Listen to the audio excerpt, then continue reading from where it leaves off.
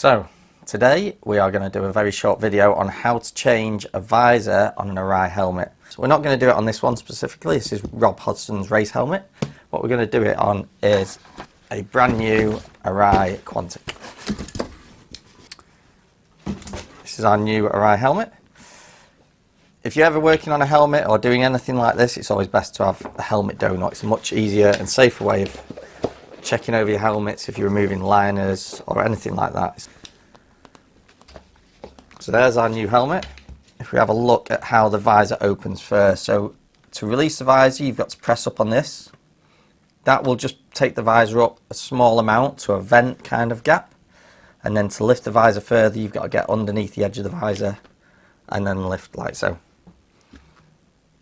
What you'll find on these, so same on the Quantic and the RX-7s, you have a release button at the side. So you put your visor in full up position and push this backwards, and that will release the side plate. So we do that on both sides, like so. There's a little plastic tether that will keep that from falling. Once that visor is in the full up position, you'll see that this brass peg has now been lifted by that button being pressed. As we rotate, you'll see that that is now out of this slot, and you want to rotate it until it meets with that red dot. That then means that it's in line to be released.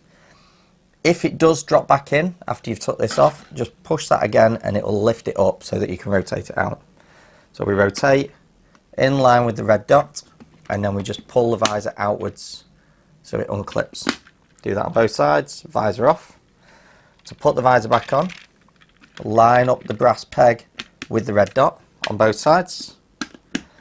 And then we want to push down on this section of the visor here until you hear a click, like that, on both sides. And then keep that pressed whilst we rotate upwards.